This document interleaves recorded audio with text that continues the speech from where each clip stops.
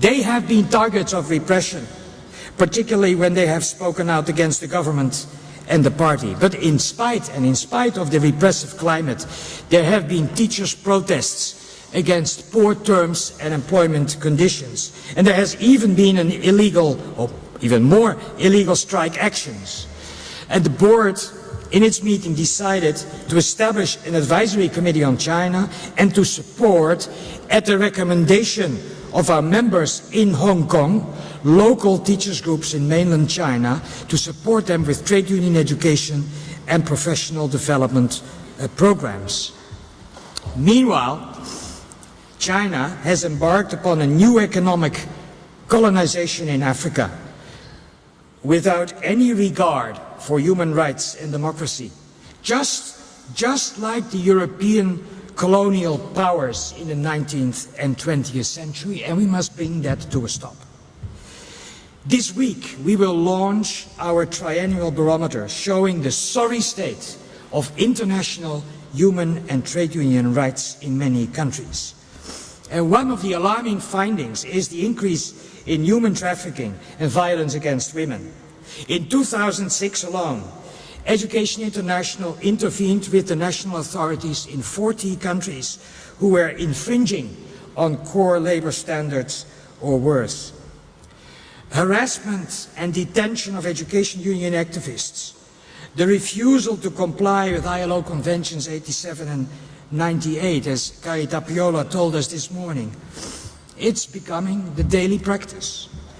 In the past 3 years, we have made more interventions to the international. We have made more requests for interventions to the International Labour Organization than ever before.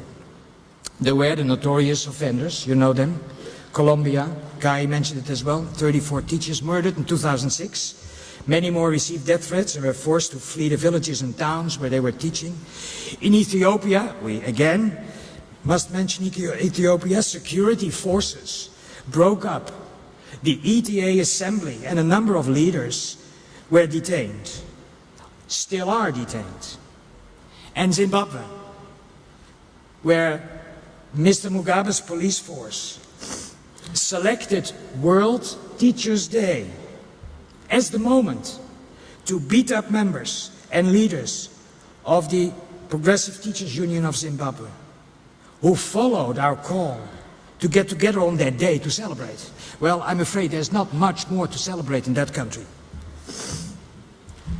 There were new offenders as well, Iran being one of them. We are currently, colleagues, witnessing the rebirth of a teachers' trade union movement in that country. And after the Iranian bus drivers, teachers have started mobilizing for their rights and better conditions. There were demonstrations, there was a violent response by the government, and there were arrests, and people disappeared. A familiar sequence of events in Iran when democracy tries to raise its head. I'm very happy that a representative of the Iranian teachers' organizations is with us at this Congress. And I want our colleagues in Iran to know that we are with them all the way until they have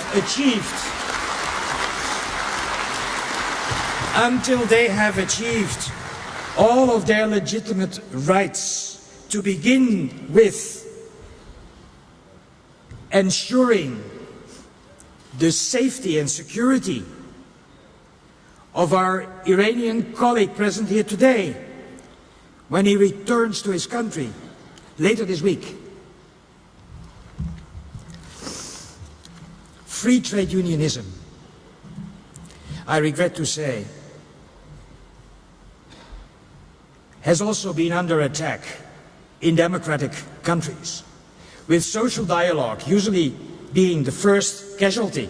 Governments of several OECD countries from Western Europe, some Canadian provinces, a number of US states, Japan, Korea, and let us not forget Mr. Howard's Australia, have argued that they have to adopt the neoliberal policies to ensure competitiveness in the global economy. Colleagues, accepting such argument is to participate in a race to the bottom, and we will refuse to take part in that.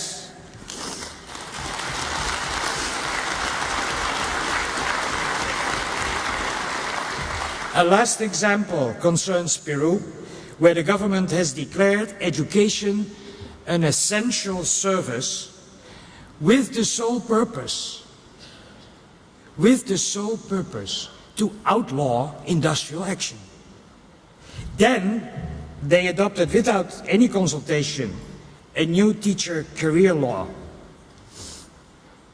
As we speak, our colleagues in Peru are on strike, and I'm confident that you would agree that we convey to them a message of solidarity on your behalf.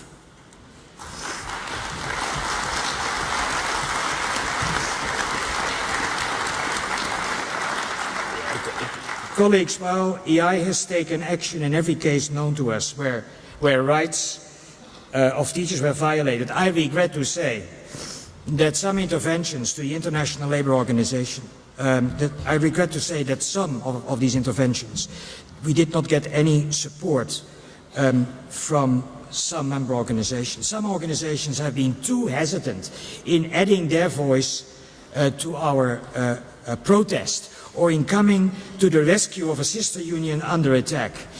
We do believe that education unions cannot stand by in silence while the rights of sisters and brothers are being trampled, at least not without risking losing credibility as a trade union.